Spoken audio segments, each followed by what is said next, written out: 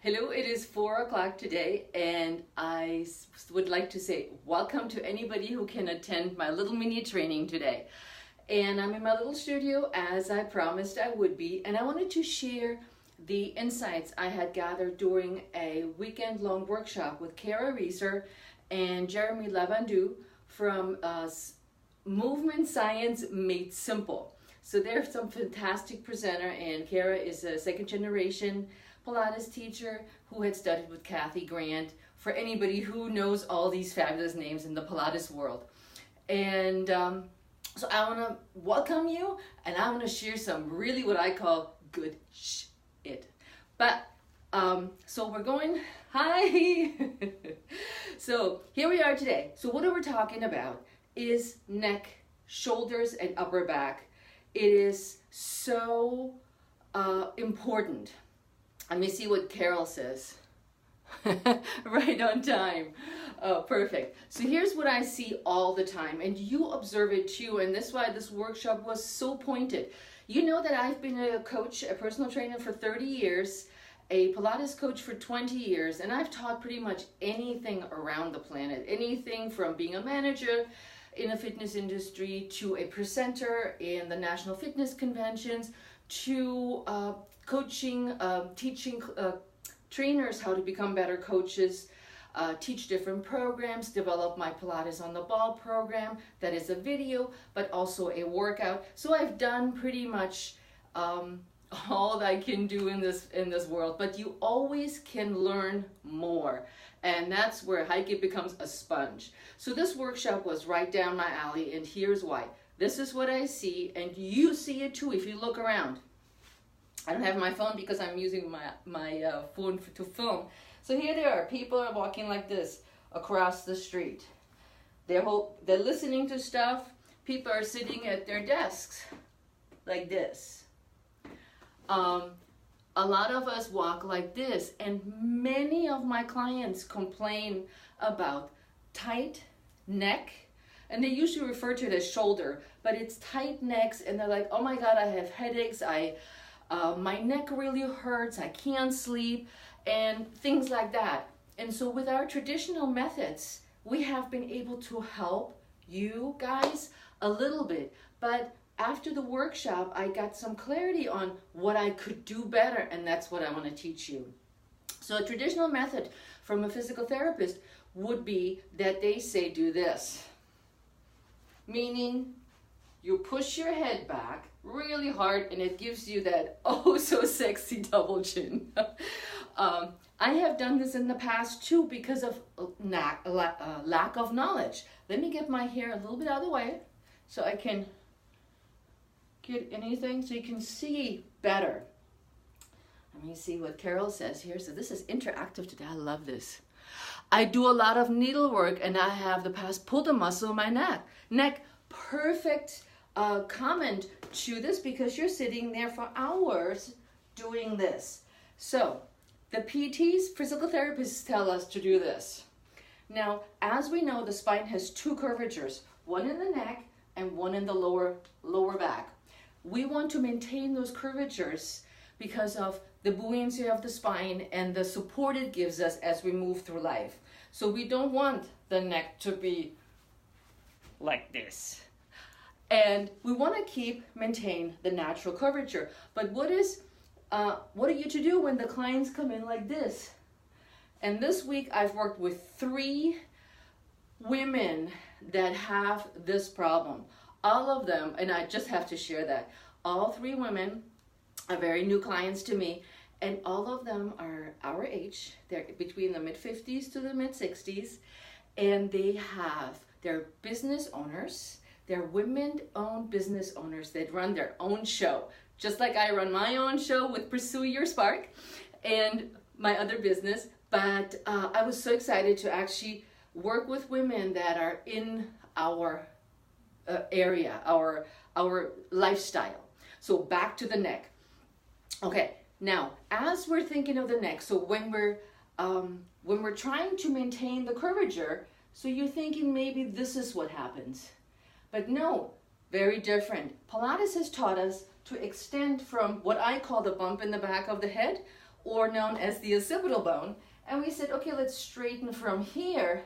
That hopefully will help straighten out the neck. It does to a certain extent, but maybe you can see that as I do this, the muscles right here on the side that attach to the shoulders are really activated. So they're stretched, but they're not really released, which is where we're going with this.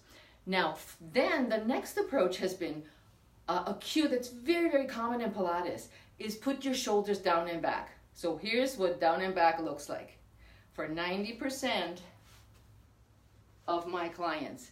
Now, I can't move my neck because I move my shoulders down and back. So this is also not where we would want to go. It's a good start, but as we learn more about the neck, back, and upper back, we realize that this is really not working so well, because if I do this, I can't get my arms up. So I'm limiting my range of movement for my arms. I can't really reach up because I did this. The other problem too is as we're like this and becoming more like this, we're encountering the same problem. We can't move our arms. We lose freedom of movement in our upper body. Okay, and I was looking hard in my drawers because I have all kinds of things from Halloween. Couldn't find what I was looking for because I was teaching this week that everybody would wear a crown. Hold on. Okay, this is the best thing I found. Okay, this is going to be our crown today. My cat ears, but they will do.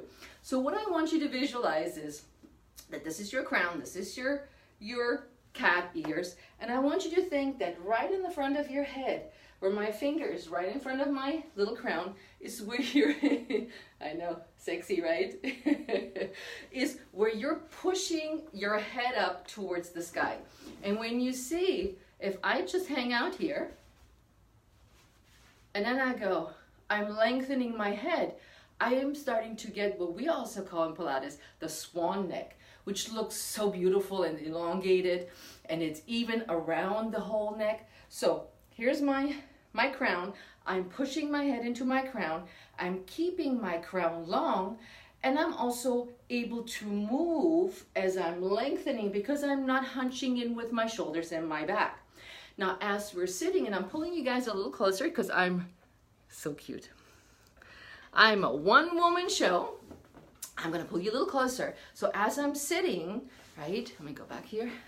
I wanna do the same thing. I wanna lengthen from the crown of the head rather than saying pushing back or even looking up. So as my gaze goes straight ahead, my soft spot in the front is what elongates my neck. So I have a beautiful long neck and I can maintain that neck. So we're moving on. Hold on, I'll move you back again. So we have a seated position. So we have our long neck and we can move it side to side, and we're not doing anything funky here with our shoulders. Now, what I want to do is I want to keep my crown on my head as long as I can. So I'm extending my spine up towards the sky. My gaze is out here, and I'm trying to keep my crown on for as long as I can, which means I have to tuck my chin in just a little bit to not lose my crown. As I come up, I'm elongating my crown again. Now, this takes practice. This doesn't come overnight. Let me see. I have another comment here. See? So practice that. The neck lengthening is an incredible feeling. So I'll show you again, and I cue you through the rolling because anybody can do that at home or even while standing. But we're sticking to the seated and standing position, and then we roll. So I'm keeping my little crown on. I have used some other means this week to demonstrate the same thing, but this was just prettier. We have used plastic plates right on top of the head, and everybody was trying to keep their decoration of whatever kind on their head. So are you ready? So here's what we're going to do. We're extending the head, so we're not doing this, but we're also not doing this. We're trying to simply extend from where my hand is. As you keep gazing away, you're starting to roll. And that brings me soon to part 2. So as I'm rolling, I'm really using my core to help me stay in place. And then at this point, my head goes down and my crown will fall. So I hold it in my hand for a moment until I come back, and I can put it back on right here. And I keep holding it. Now notice, I'm pushing it to the sky. I'm not pushing it forward, which brings me to part 2, the upper back. And as Carol just said, with her needlework, I'm sure she's sitting like this a lot of the time. So when you come to here and your arms are forward, you're not, so pay attention to what my head does. Drops down and reaches forward, but instead the chin curls a little bit to the chest, and I'm actually looking down to reach forward, and I haven't lost my crown. Look at me, I'm so awesome. And then I come back, and what I don't do is I don't do this, which we see in Pilates so many times. So the shoulders stay attached to the arms, but released back into a broad back. So going back to the example of, here you go. The shoulder, when we say shoulders down and back, we don't want that. This is no bueno. So what we do instead is we're broadening our back. And it reminded me a little bit of the bodybuilding days, because instead of going here, I want you to go here, wide and open, because that gives you space to move. So when I roll forward, yeah, my hands are here, I will drop my head really close to my chin, because that feels so good, my husband said when I taught him that. You bring the chin down, then you reach forward with the crown of your head, and you don't have the illusion of this that actually doesn't stretch anything, but keep everything together, and then you roll back up into a seated position. So this is a fabulous way of aligning your shoulders better. Very good. I was gonna go there next, thank you. To release the upper back, to lengthen the spine. And Carol just said that she puts 2 pillows on her lap. Fabulous idea. If you're the person that reads at night, like I do, I'll read on my phone, that's just what I do. I have also 2 pillows. We're just like sisters. This woman and I, so awesome. And I read and I have my hands propped up so my head doesn't do anything like this. Now, so we have the crown on, right? Then as we're rolling, we keep our crown facing this way. As we're standing, we're broadening our back. We get wider, like in my bodybuilding days, instead of narrow. So we go nice and wide, which then you knew it was going to come, the push-up or plank position. So are you ready? Okay, in your push-up and plank position, we're following the same principles. So here we go, and I'll show you a push-up number 1. So as I'm broadening my back, I'm lengthening my head. I can do as many push-ups as I want, and it's not something, this is wrong, or this, which I see oftentimes too. So think of crown of the head goes towards the wall, broaden your back, and then off you go. And this works just holding a plank as well. Broaden your back and crown towards the wall. And then you can go off and do whatever you want to do or hold your plank. So these are super awesome, super awesome ways for you to extend your neck, feel long, and yes, I know, feel long and work on your alignment of the spine. So I want you to try it, guys, okay? If you're confused, you can always ask questions. Let me see if let me put my ears back on. This was just so funny. Gonna find me a crown. You can always borrow my little cat ears. But bottom line is, I want you to practice long neck, think of the crown of the head reaching towards the sky. Arms are relaxed. Back is open and wide. You're breathing. You're dropping your head as you roll towards your chin. You're curling forward and you curl back up, just like rewind the video and look at it again. As you're sitting, I want you to do the same thing. Crown up, shoulders relaxed. None of this pushing back business. That's not a good way to go. And let me know how this is all working out, because I've had such great success this week with this practice. Like I said, of course, my husband has to be a guinea pig. So I tried a couple of these methods out with him, and he works at a desk all day, and he's a triathlete, as you know. He felt so good after he did it the new way. So the roll-ups and the extending of the spine is just fabulous. Now, try them out and let me know what you didn't understand, and I come back and show it. Now, one thing I wanted to mention, because I am a triathlete as well, this work is incredible for triathletes. Let's start with swimming. We're swimming, and I know if I don't lift my head correctly out of the water, my neck gets really tight. So I oftentimes do something like this, and I'm lifting rather than rotating my head with the crown towards the pool wall. The other thing is when you're in your tri-gear. So you're on your tri-bike, your forearms are here, and you're riding your bike, broadening your back. You have such an ease in your neck that you can look up and down.